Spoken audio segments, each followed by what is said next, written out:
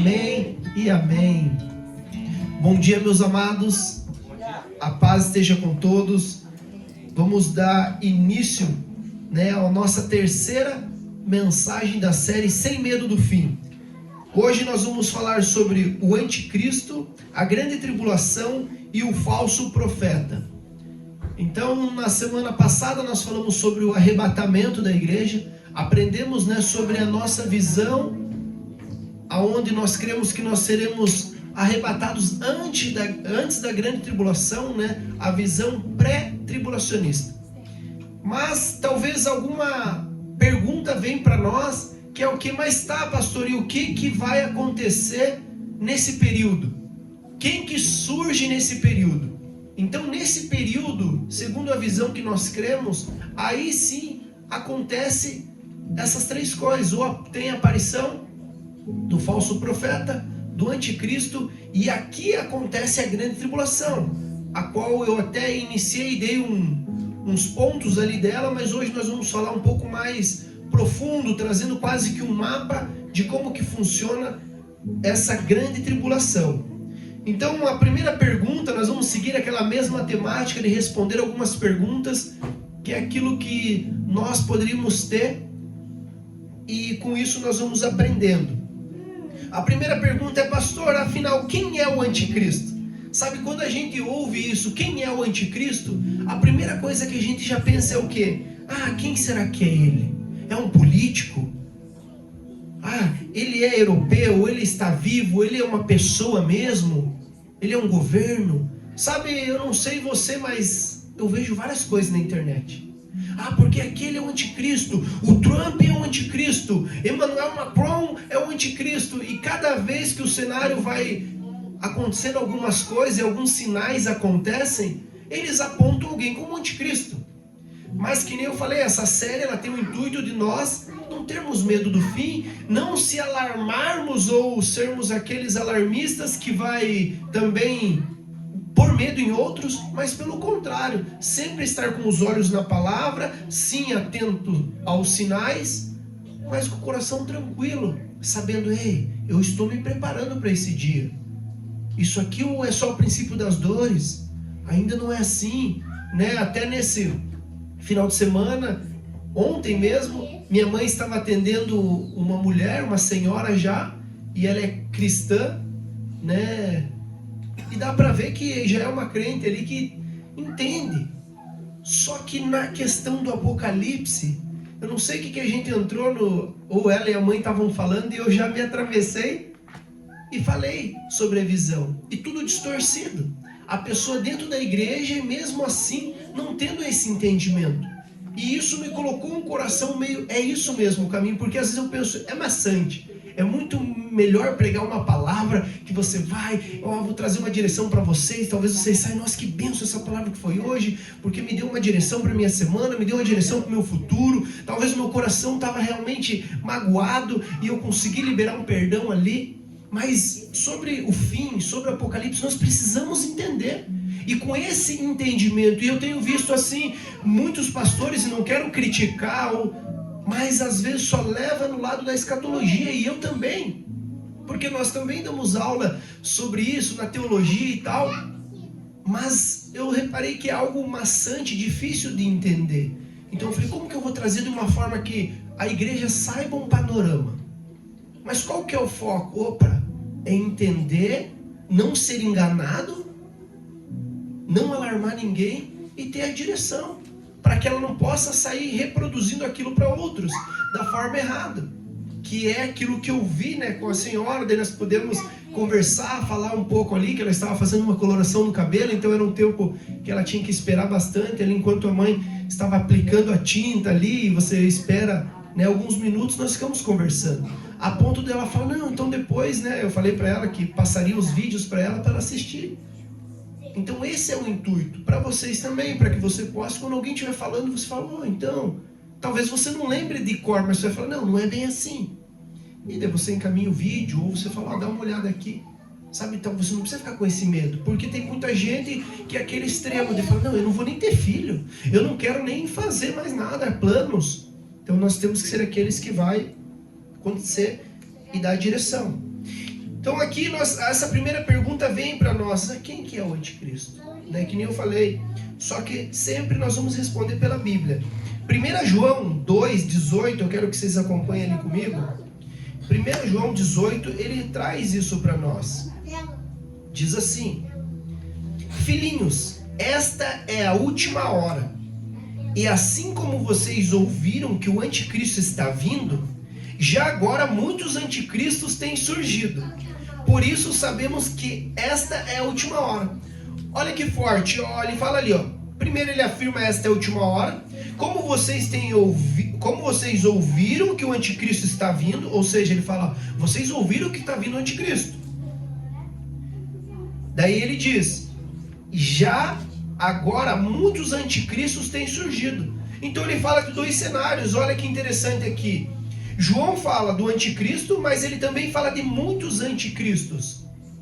Então aqui nós precisamos entender, sim, para o tempo do fim, esse tempo onde nós estamos aprendendo aqui, aonde nós vamos ver no desenrolo que ele vai aparecer segundo a nossa visão aqui pré-tribulacionista, bem na grande tribulação, no início dela ali, é onde nós cremos. Vai aparecer esse anticristo, mas vários anticristos já vieram. E aqui nós vemos algumas teorias, nós não podemos afirmar com certeza, porque a Bíblia não diz com clareza. Então eu sempre uso esse princípio. O que a Bíblia não me dá clareza, eu não vou afirmar com certeza. Então isso é um princípio que nós precisamos usar para não trazer heresia. Mas nós podemos ver os sinais, vamos dizer, ligar um ponto com o outro e trazer meio que uma direção. Porque a Bíblia está dando alguns nuances aqui, mas vários anticristos vieram. Só que nós precisamos entender o que significa anticristo. Porque senão nós vamos taxar qualquer coisa, como eu iniciei aqui. Ah, é o Trump. Ah, não, é inteligência artificial. Ah, não, é um governo. Ah, não, é isso. Mas se nós não sabemos o que significa anticristo, fica difícil. A palavra anticristo, ela é carregada de uma ideia de alguém que se coloca contra Cristo. E também de alguém que se coloca no lugar de Cristo. Então essa palavra anticristo é alguém que se coloca contra Cristo, ou seja, eu sou contra ele, mas também que se coloca no lugar, ou seja, ela quer tomar esse lugar de Cristo. Ou seja, não é simplesmente alguém que diz, eu não gosto de Jesus. É muito mais profundo do que isso, ele tenta substituir Cristo. Ou seja, alguém chega lá para você e fala, eu não gosto de Cristo, eu não gosto de Jesus, eu não acredito. Para mim ele é simplesmente um profeta, porque tem religiões que falam isso. E não necessariamente essas pessoas são o anticristo. Então nós precisamos entender que o anticristo ele quer substituir o lugar de Cristo. E olha lá o que a Bíblia diz em 2 Tessalonicenses 2. 2 Tessalonicenses 2, 3 e 4 diz assim: não deixem que ninguém os engane, de modo algum. Nós vimos aqui que ele fala também igual Jesus. Lembra quando nós, na primeira mensagem, em Mateus capítulo 24, eles perguntam para Jesus, e aí Jesus, quando vai suceder essas coisas? Quando que vai acontecer o final dos tempos? A primeira coisa que ele falou, e nós batemos muito nisso, cuide que ninguém vos engane. O apóstolo Paulo aqui, ele fala igual Jesus.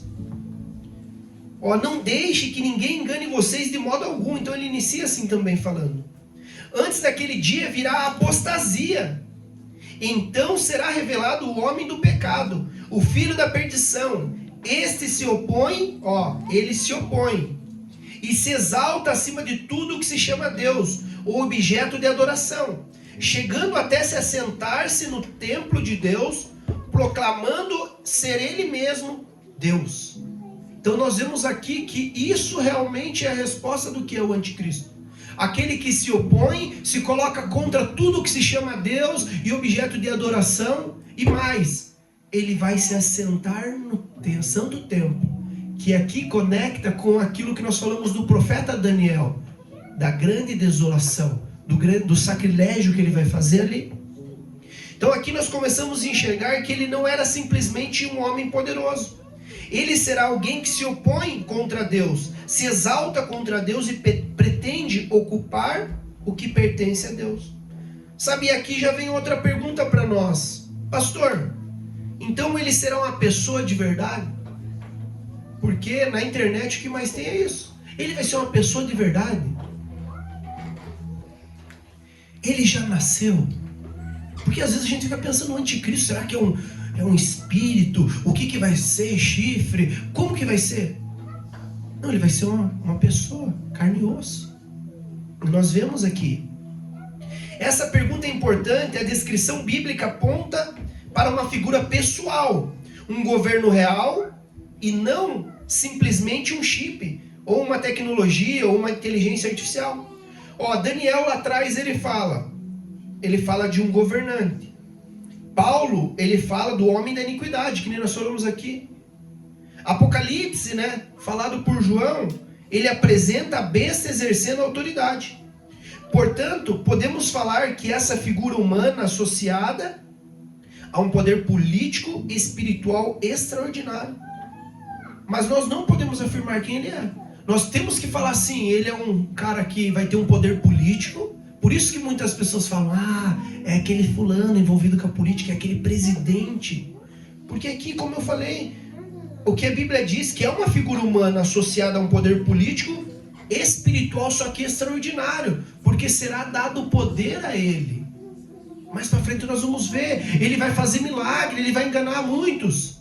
Então sim, é um ser humano que nasceu de uma mulher ali. Não vai ser igual Jesus Cristo, que nasceu do Espírito Santo. Claro, nasceu de uma mulher, mas num poder sobrenatural de Deus. Vai ser uma pessoa ali corrompida. Só que ele falou aqui que antes ia vir um espírito de apostasia, a frieza. Sabe, se a gente olhar pela internet, a internet já escolheu quem que é o anticristo, já falou sobre vários anticristos. Algumas pessoas têm estudos sérios tentando interpretar essas profecias. Outros simplesmente montam conexões. Algumas teorias viraram verdades até da conspiração.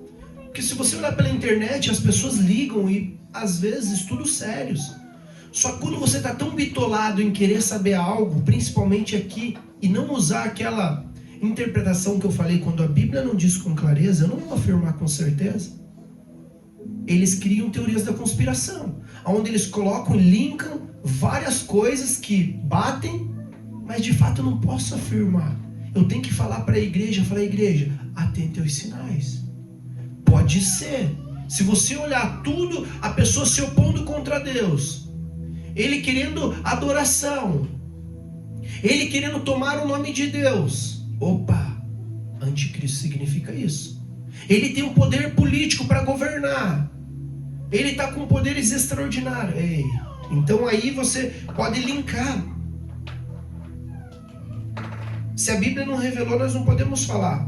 Sabe, eu até coloquei uma frase aqui que diz assim: a Bíblia não foi escrita para você descobrir o nome do anticristo.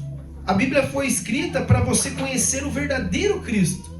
Ou seja, a Bíblia não foi escrita para você, eu tenho que descobrir o nome do verdadeiro anticristo. Não, a Bíblia foi escrita para você conhecer o verdadeiro Cristo. Nós precisamos conhecer quem é Cristo de fato, porque aquele que conhece Cristo, ele não vai ser enganado. Aquele que tem comunhão.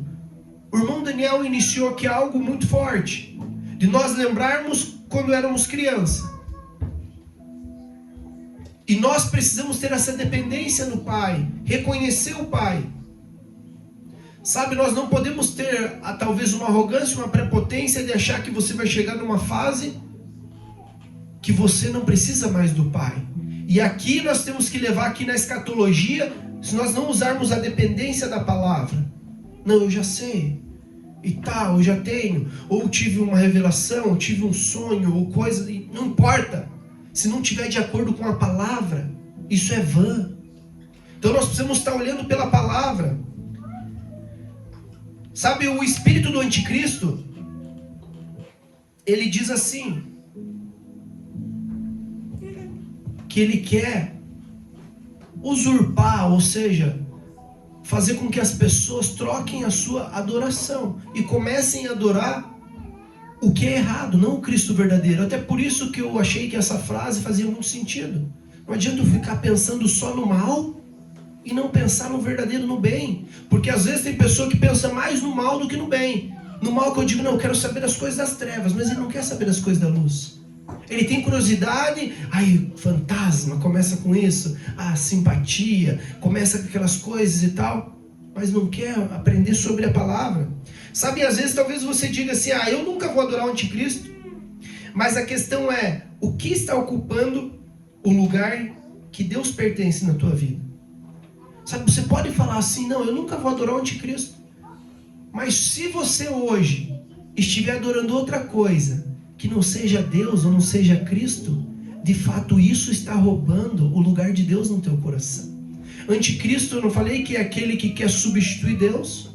Talvez se o dinheiro está roubando Deus do seu coração, talvez se uma falta de perdão está roubando, eu não sei, a tua empresa, os teus negócios, os teus filhos, qualquer coisa pode estar roubando você de Deus. Porque ele tem que ser o primeiro. Pense que o maior mandamento é o quê? Amar a Deus sobre todas as coisas, com todas as nossas forças, com todo o nosso entendimento. Isso é forte. Porque não é só, eu amo Deus. Não, mas você ama Deus, mas qualquer coisa você troca Ele. Qualquer coisa Ele está em segundo plano. Isso não é amar Deus. Tem pessoas que talvez vão chegar no grande dia e vai perecer pelo principal mandamento. E eu, no meio desse estudo, eu coloquei quão importante é esse mandamento. Nós falamos tanto do primeiro maior mandamento, mas ele se linka com tudo. Porque Deus fala, não adore outra imagem, não tem outro Deus além de mim. É basicamente isso, em Êxodo ele inicia falando isso.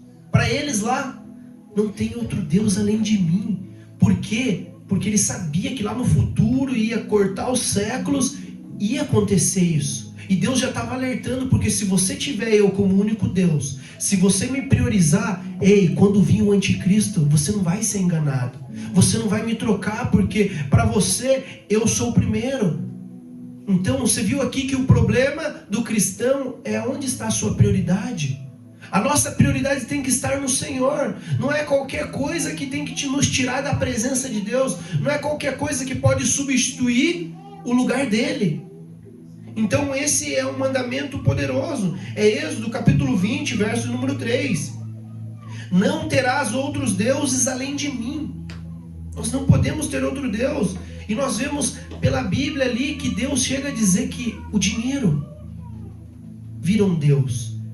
E é forte. Eu falei, Deus, mas por quê? Ele falou, porque é muito fácil. Porque o dinheiro é coisas que nós podemos ter. Pode reparar. O dinheiro é para arrumar o nosso carro. O dinheiro é para você fazer aquilo. O dinheiro é para você ir no shopping. O dinheiro é para você chegar até aqui. Você precisa de dinheiro, você colocar roupa, tudo. Só que nós temos que falar assim, Deus, se eu tenho dinheiro, isso que eu tenho foi você que me deu. O fôlego de vida foi Ele que me deu. Se Ele me deu a oportunidade de levantar por essa manhã, foi por causa dEle. Não foi por causa do dinheiro que eu tenho, não foi por causa da condição. Sabe, então, por que eu acho que Deus colocou o dinheiro? Porque dependendo, isso que rege tudo aqui no mundo físico. Sabe, até quando os discípulos são confrontados ali em pagar o imposto e aquilo que é direito e dever, digamos assim, ele fala, dê a César o que é de César, mas dê a Deus o que é de Deus. Ele não fez negligenciar, falando, não é porque eu sou o primeiro que você vai deixar de fazer aquilo. Faça uma coisa sem deixar a outra. Então Deus, Ele é poderoso. Ele sempre vai estar se importando com o nosso coração. Não é sobre o dinheiro, é sobre onde está o nosso coração. Não é sobre você faltou um culto. Não é sobre você não foi no PG. Não é sobre você deixou uma semana sem orar. É sobre onde está teu coração. É isso que Ele quer saber. Deus tem que ser o centro. O problema começa quando algo começa a ocupar o lugar que pertence a Deus. Seja também, que nem eu falei, o dinheiro, o poder do prazer, status, pode ser um relacionamento, pode ser sua carreira profissional, pode até ser você mesmo, você se coloca acima de Deus. O que você tem colocado no lugar de Deus? Essa é uma pergunta que nós precisamos se perguntar. O que eu tenho colocado no lugar de Deus? Sabe, a segunda pergunta que eu quero fazer aqui para nós é: pastor, como o anticristo vai chegar? Como que ele vai chegar? Como que vai ser a chegada dele?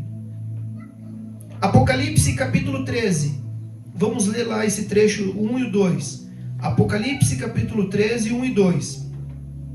Nós vamos entender como ele vai chegar. Diz assim: vi uma besta que saiu do mar. Tinha 10 chifres e 7 cabeças, com 10 coroas, uma sobre cada chifre, e em cada cabeça um nome de blasfêmia. A besta que vi parecia um leopardo, mas tinha pés como de urso e boca como de leão. O dragão deu à besta o seu poder, o seu trono e grande autoridade. Aqui aparece algo fundamental se nós formos ver. O dragão deu à besta o seu poder, trono e grande autoridade. E quem é esse dragão? Porque nós temos que perguntar: quem é esse dragão? E a própria Bíblia responde. Apocalipse capítulo 12, verso de número 9. Diz assim: o grande dragão foi lançado fora, a antiga serpente, chamado Diabo ou Satanás, que engana o mundo todo. Ele e os seus anjos foram lançados para fora da terra. Então aqui nós temos dragão, né, o dragão, que é Satanás, a besta, que ela recebe autoridade, né? E essa autoridade vem do dragão. Então nós vemos que esse dragão é o próprio Satanás. Ele que dá autoridade à besta. Então nós precisamos ter esse entendimento. O próprio diabo dá essa autoridade. Mas como assim, pastor? Você pode pensar: mas que autoridade o diabo tem? Ele tem, meus amados. Ele tem autoridade sobre um tempo específico. Ele tem autoridade sobre o pecado. Ele tem autoridade sobre aquilo que você deixa de fazer com Deus. Automaticamente ele pode te tocar. Só que sempre seguindo a hierarquia, porque ele não faz nada sem a permissão de Deus. Então aqui, por isso nós temos que estar preparados. Porque o diabo sim tem poder de te tocar, se Deus permitir. Então sempre Deus vai estar no controle. Amém? Mas quem dá poder político para ele? Porque aqui também vem isso. Ele recebe poder, beleza, do diabo ali. Mas quem dá o poder político? Isso é humano. Vamos de novo. O que a Bíblia diz? Satanás concede à besta poder, trono e autoridade. O que podemos deduzir? Para que alguém exerça autoridade mundial, haverá estrutura política, aliança, governo, povos envolvidos. Nós vemos ali que Daniel também apresenta reinos, governos, dentro da sua construção profética. Mas a Bíblia não nos entrega um organograma dizendo: esse é o governo que dará poder, esse é o país, essa organização que colocará o anticristo em poder. Ele não fala. Nós temos algumas teorias, entre várias, e pessoas que nem eu falei, sérias, que estudam ali. Muitas pessoas acreditam que Roma dará esse poder. Muitas pessoas acreditam, até ontem também dando mais uma lapidada na palavra e vendo alguns estudos. Para quem não sabe, os adventistas, basicamente a missão que eles acreditam que eles têm é a missão de pregar sobre o fim. Tanto que é adventista do sétimo dia ou dos últimos dias e tal, porque eles acreditam muito nisso e eles pregam sobre o fim. E eu acredito sim que cada uma parte no corpo de Cristo, a Bíblia diz. Então, cada igreja tem a sua missão, cada igreja tem a sua função. E eles estudam ali, nós não concordamos 100% com eles, mas eu vou trazer essa teoria de qual esse Rodrigo Silva, que é um arqueólogo muito estudioso, e até nesse programa, é um programa chamado Vejam Só, se vocês quiserem ver, onde ele traz esse estudo, como a arqueologia bíblica pode trazer desfechos para o Apocalipse, ou desvendar algumas coisas. E até ele fala que uma das chaves ali, hermenêutica e até de exegese, teriam que ser usada a arqueologia, porque ela comprova muitas coisas reais. E uma das coisas que eles traz ali, sobre a moeda da época. A moeda da época, lá, uma moedinha, tudo torta, é uma moeda original da época. Embaixo está escrito Roma. e tem uma mulher que é uma deusa da época. Uns chamavam de Baal, outros chamavam de um nome lá que eu não lembro, não vou arriscar falar um nome aqui que é difícil, mas é uma mulher segurando os seios assim, sem as pernas. Ela não tem as pernas, ela está como se estivesse segurando o seio assim, e ela sempre está montada em cima de um dragão. E aonde ela está montada em cima de 7 colinas ali. E depois nós vamos ver aqui, no desfecho da profecia, que tudo bate com aquilo que está falando ali, na palavra. Daí por isso eles acreditam que é Roma. Essas províncias, eles vão lá e somam, a última ali, é o Vaticano. Então eles têm essas teorias, onde eles acreditam que talvez o Papa vai ser a figura que vai fazer aliança com o mundo. Já teve várias coisas, as pessoas já até se alvoroçaram, quem estuda assim bastante o final dos tempos, quando o Papa fez a primeira missa para muçulmanos. Ou seja, isso é impossível. Cristãos se misturando, né, com o profano ali. Eles acreditam, e isso chama ecumênica, uma religião ecumênica, que eles vão misturar tudo junto. Então ali eles acreditam que o Papa pode ser aquela figura que vai dar essa ajudinha aí política. Mas isso daí que nem eu falei, é um estudo paralelo, a Bíblia não diz com clareza. Nós precisamos estar atentos aos sinais. Próxima pergunta, pastor, por que as pessoas vão seguir o anticristo? Você pode perguntar, por que as pessoas vão seguir ele? O cara vai falar, meu Deus, eu não vou seguir esse traste aí. A primeira pergunta é aquela que nem eu falei. Primeira resposta, né? Não, o meu coração está no lugar certo. Eu sei quem é o verdadeiro Cristo. Porque nós vemos aqui, a Bíblia não apresenta o anticristo simplesmente como um homem dizendo, eu sou mal. Pelo contrário, ela aparece dentro de um cenário de engano, poder e autoridade. Ele não vai chegar dizendo, eu sou mal, eu vou fazer. Não, ele vai chegar nesse cenário de engano, poder e autoridade. Então, é fácil ludibriar. Eu vou tomar o coração deles no lugar certo. É isso que eu preciso. 2 Tessalonicenses, capítulo 2, o 2, do 9 ao 10. Diz assim: a vinda desse iníquo é segundo a ação de Satanás, com todo o poder, sinais e maravilhas enganadoras. Ele fará uso de todas as formas de engano da injustiça para os que estão perecendo. Portanto, rejeitar o amor à verdade que os poderia salvar. Se a gente olhar isso, poder, sinais, maravilha e engano. Aqui existe uma palavra que precisamos guardar, que é o engano. Então não vai ser assim do nada. O problema não será simplesmente a falta de inteligência. Será um engano espiritual. Não, eu sou inteligente, eu não vou cair nisso. Não, será um engano. Poder, nós acabamos de ler aqui, autoridade, maravilha, sinais. E sabe, aqui eu já vejo um perigo enorme. Eu até coloquei aqui sobre o cuidado com o engano. Porque muitas pessoas, eu não vou nem falar muitas igrejas, porque tem igreja que só é movido pelo poder. Só quero poder, eu só quero profecia. Só quero palavra, eu quero mover. Ei, essas pessoas podem cair. Tem a tendência a cair porque ela só está querendo um milagre, ela só quer o poder. Então a pessoa que não quer estar fundamentado na palavra, mas o que a Bíblia diz? Ele vai fazer milagre, vai ter poder, vai ter autoridade na fala. Ei, mas peraí, não está de encontro. Sabe outra coisa aqui paralelo, até quase uma teoria da conspiração, mas esse digo eu, não digo o Senhor. Eu não lembro qual inteligência artificial, eu acho que é Anthropic, mas eu não lembro bem certo. Ele está comprando livros. Se o livro for antes de 1900, alguma coisa, é mais caro. Muitas pessoas estão vendendo seus livros. Ele vai, bem top a máquina assim, coloca aqui e ela consegue folhear certinho cada folha.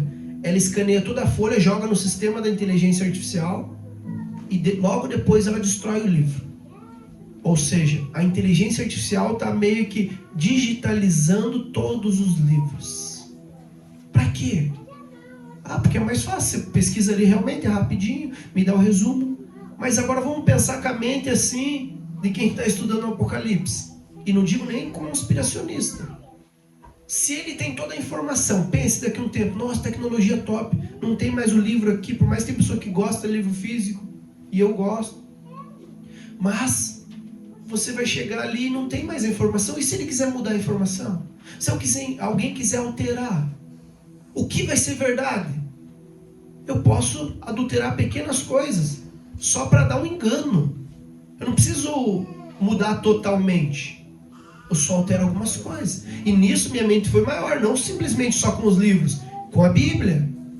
Quem não tiver a Bíblia cravada aqui, ou se você não tiver a tua Bíblia física guardada ali para você conferir, você é aquela pessoa que só quer os sinais, as maravilhas. O anticristo está ali fazendo sinais, maravilhas, e você, ai, glória a Deus, porque se falou de Deus, é amém. Se acertou a profecia, é amém. Não.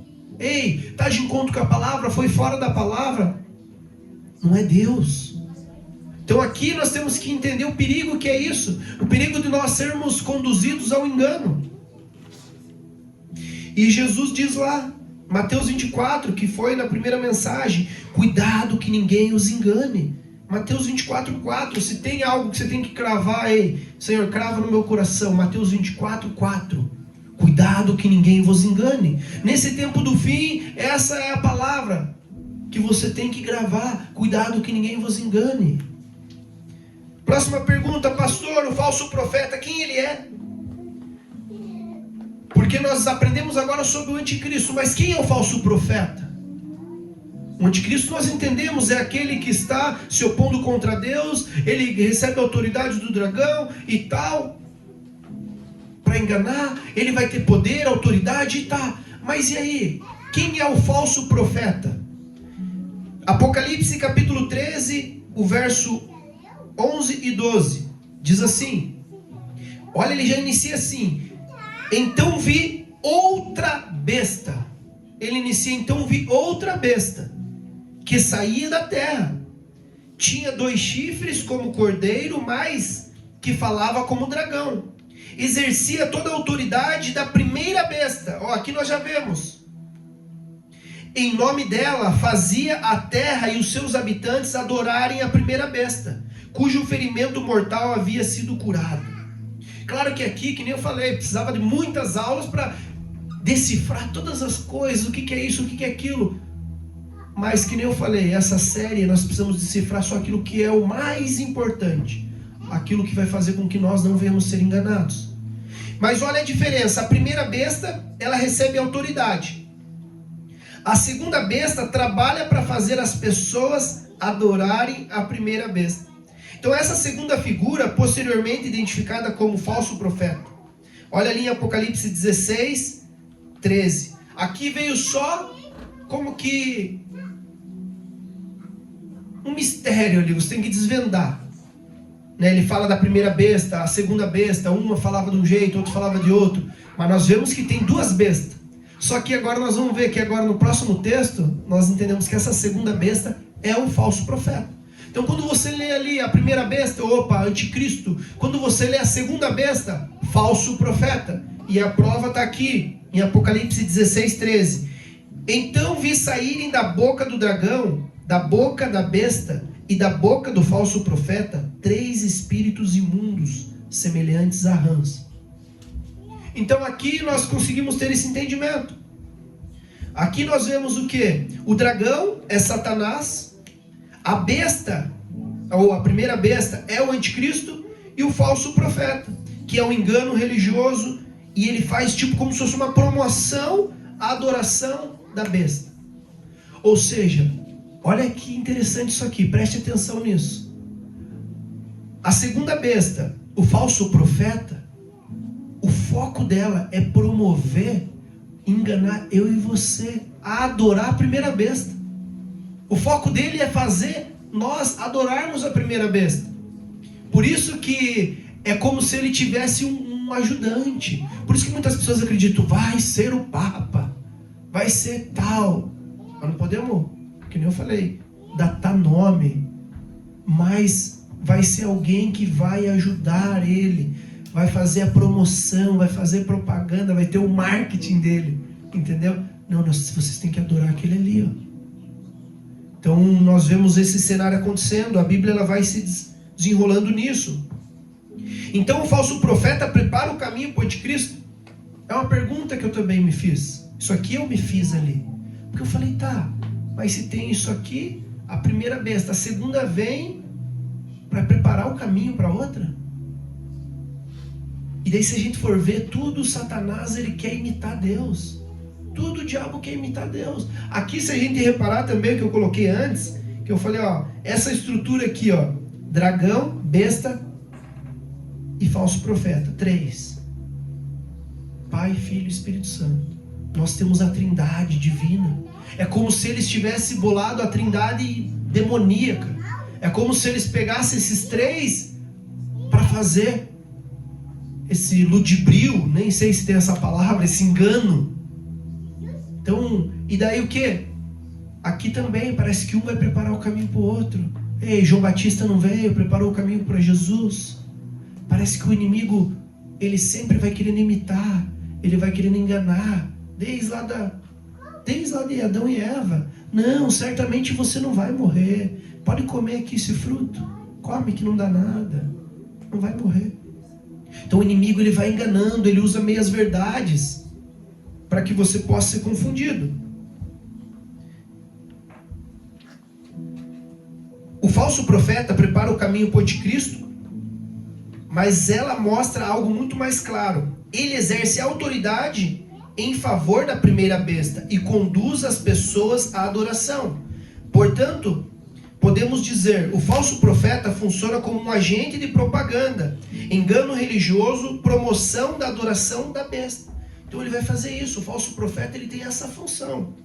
Ou seja, conduzir as pessoas a adorarem o anticristo. Então ele vai fazer de tudo para que as pessoas adorem. Próxima pergunta, pastor, ele vai fazer milagres? E a resposta é direta, é sim. E isso justamente que o torna o engano tão perigoso, porque ele vai fazer milagre. Apocalipse 13:13. E realizará grandes sinais, chegando a fazer descer fogo do céu à terra, à vista dos homens, por causa dos sinais que lhe foi permitido. Olha, ele falou por causa dos sinais que lhe foi permitido. Ou seja, foi permitido ele fazer isso. Em nome da primeira besta. Ele enganará os habitantes da terra. Ou seja, é muito claro, nós vemos aqui que ele fará vários sinais. Imagine fogo descendo do céu. Por causa daquilo que foi permitido realizar, em nome da primeira besta, ele enganou os habitantes da terra. Nós vemos aqui, ó, sinais, admiração, engano, adoração. Sabe, isso aqui é muito sério para nós hoje. Porque existe uma geração que só busca isso. Que nem eu falei, uma geração que só busca milagres. Nós temos que buscar que nem Maria, aos pés do Senhor. Porque quando nós estamos só pelos milagres, só pelas coisas, nós paramos de buscar o Deus que faz esses milagres. E esse é o grande perigo. Sabe, Jesus já tinha nos advertido, Mateus 24. Pois aparecerão falsos cristos e falsos profetas, que realizarão grandes sinais, maravilhas, para que, se possível, enganaria até os eleitos.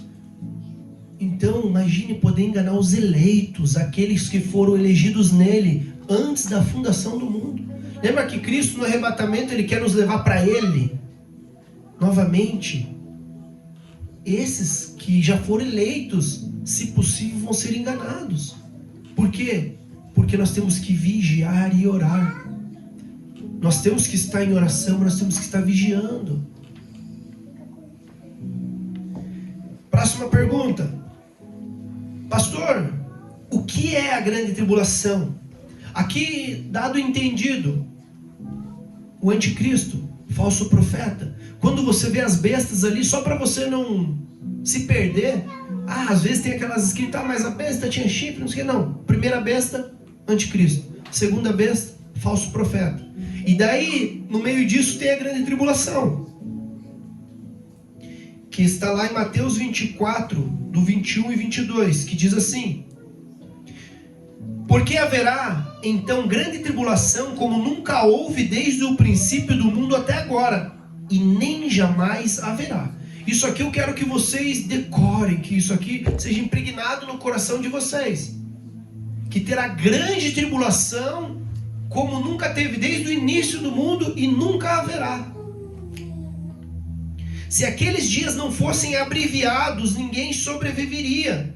Mas por causa dos eleitos, aqueles dias serão abreviados. Você parou para pensar que a misericórdia de Deus vai ter dias terríveis, e nós vamos ver agora aqui. Dias terríveis, dias sombrios.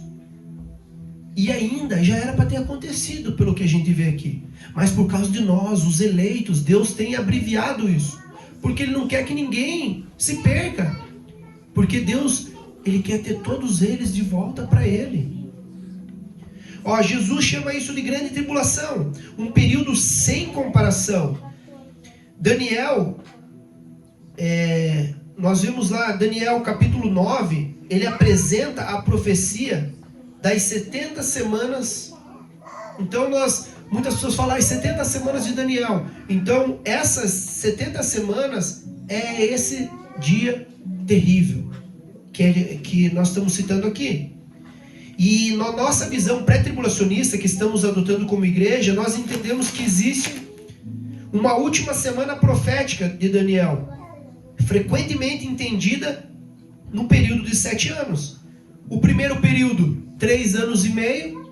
Esses 3 primeiros anos e meio, nós vemos que a situação muda radicalmente.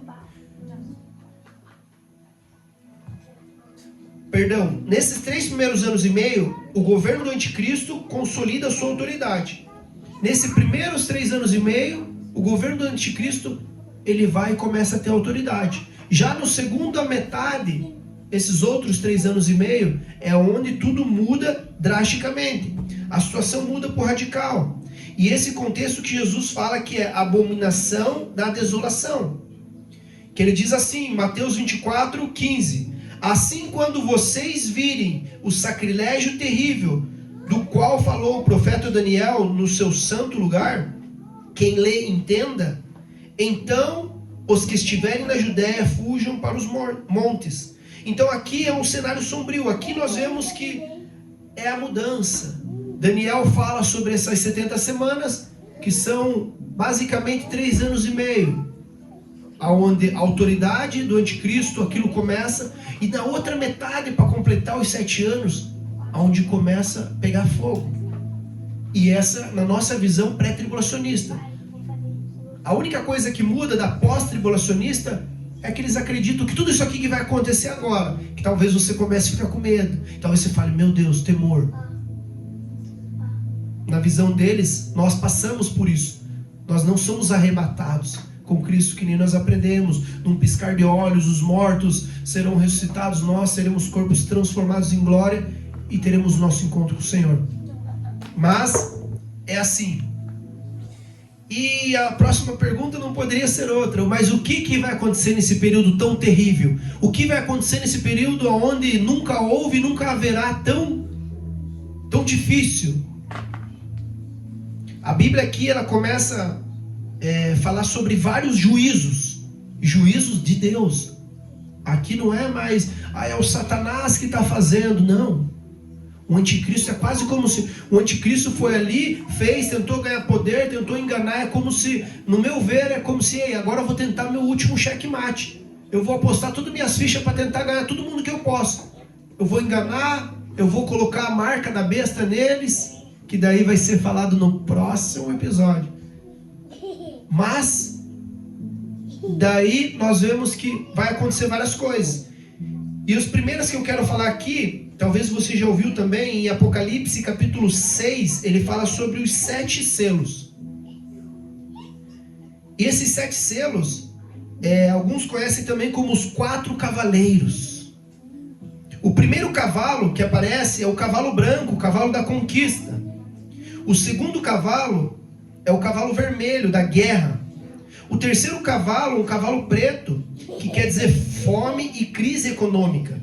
O quarto cavalo, o amarelo ou pálido, é a morte. Então aqui nós vemos que ainda continua perseguição, juízo, abalo sísmico, tudo isso vai acontecendo. Só que na internet também você já viu, e várias pessoas estão falando que só falta um cavalo aparecer, só falta um cavaleiro, porque não sei o que. Gente, porque se a gente acreditar nessa visão das pessoas, nós cremos que estamos na grande tribulação já. Então, acalma teu coração. É como nunca houve. Não é uma coisa simples. Isso que parece ser nossa, é só o princípio das dores ainda. O que vai acontecer é terrível. E depois desses cavaleiros vai vir as 7 taças. Depois aparecem as trombetas também. E vamos lá. Primeiro para as 7 trombetas. As 7 trombetas, a primeira é a destruição atingindo a terra e a vegetação. Ou seja, vai vir uma destruição sobre terra, vegetação, sobre tudo que tem. A segunda impacta o mar. As águas são atingidas e começam a ficar amargas. Depois, um impacto sobre os corpos celestes, ou seja, o céu, a terra, a lua. As coisas começam a ser abaladas. Esse aqui eu acho que é um dos terríveis, quando você lê ali e fala, meu Deus, os seres semelhantes a gafanhotos, escorpiões, começam a atormentar os seres humanos. Você começa a ler e fala, meu Deus. Uma grande força militar associada à mortalidade gigantesca. O anúncio da consumação, que é a última, 7ª. O anúncio da consumação do reino de Deus, o avanço do juízo final. Mas ainda não acabou. Daí vem as 7 taças da ira.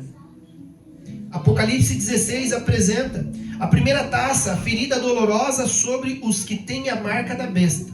Então aqui ele marca uma ferida dolorosa sobre aqueles que têm a marca da besta. Ou seja, aquele que tiver a marca da besta nessa época já vai receber essa ira sobre a vida dele. O mar se tornará como sangue. Imagine você olhar lá todo o mar, 70% do planeta Terra, tudo ensanguentado. Os rios e as fontes se tornam como sangue.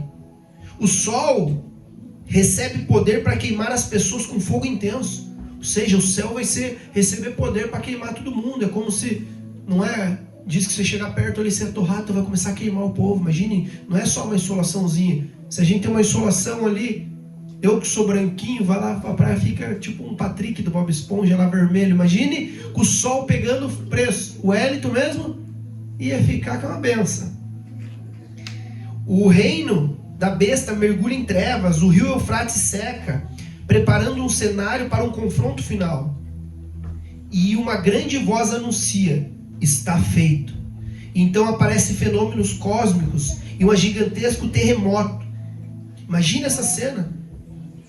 Você escuta, está feito. Um gigantesco terremoto, fenômenos cósmicos acontecendo. Isso, imagine, como se tivesse vindo aqueles meteoros e coisa caindo. Terremoto como nunca houve. Por mais que a gente fale, a escala tanto, não, a escala Richter já abalar. A partir, acho que de 7 já é gigantesco. Mas é como nunca houve. Sabe, isso aqui parece muito difícil, mas, como eu falei, na nossa visão pré-tribulacionista, nós seremos arrebatados antes, meus amados. Então nós precisamos estar preparados para não passar por isso. Porque aquele cena do filme que eu falo, estarão 2, só fica a roupinha, sabe igual eles falam? Eu não sei se vai ser assim, igual a roupinha, mas eu acredito que vai ser semelhante a isso. Eu não quero passar por isso aqui. Eu não quero que vocês passem por isso aqui. Por isso que eu estou pregando sobre isso. O pastor, ele tem essa incumbência de levar a igreja a ter um entendimento, a crescer espiritualmente. Então eu quero que você, a sua família, todos estejam lá. Amém? Amém. E a última aqui. E pastor, qual é o maior perigo do anticristo? Que aqui eu volto àquilo que nós falamos em um dos tópicos ali. Qual é o maior perigo do anticristo então? O maior perigo é que ele vai fazer de tudo, junto com o falso profeta, junto com o próprio dragão, que é Satanás, que deu o poder para ele, a que nós venhamos trocar o Senhor, que nós venhamos trocar a nossa adoração. Sabe, porque nós vimos aqui, a primeira besta, ela deu o poder a segunda fez toda a promoção do outro, e ele vai enganar muitos. A Bíblia afirmou que vai enganar, e se possível os eleitos. Então o nosso maior medo dele tinha que ser um engano, é estar em Cristo. Então aquilo que eu falei, onde está o teu coração? Quem você tem adorado? Quem é o primeiro na tua vida? Então, para fechar isso, você pode se colocar em pé, é que você possa colocar em prática esse primeiro e maior mandamento, que é o quê? Amar a Deus sobre todas as coisas. Colocar Deus em primeiro lugar, amém? Então, feche seus olhos, que eu quero olhar com você, orar com você. Pai, em nome de Jesus, eu oro por esse tempo. Eu peço que o Senhor possa abençoar, Senhor, a tua igreja. Que a tua igreja possa, Senhor, estar com os olhos abertos, Pai. Que eles possam estar atentos aos sinais do Apocalipse, aos sinais, Pai, que foram dados aqui para nós até hoje. Que nós não venhamos ser enganados, que nós não venhamos trocar o Senhor. Que nós venhamos só adorar a Ti. Que o Senhor continue sendo o primeiro na nossa vida, na nossa casa, nos nossos negócios, na nossa família, Senhor. E que nós possamos, Senhor, estar contigo naquele grande dia, Pai. E que nós possamos realmente, Senhor, testemunhar, Pai. Que nós possamos chegar lá, Pai, e entregar aquilo que o Senhor nos deu, que é o nosso talento. E que o Senhor possa dizer: entra, servo bom e fiel. Amém? Aplauda o Senhor.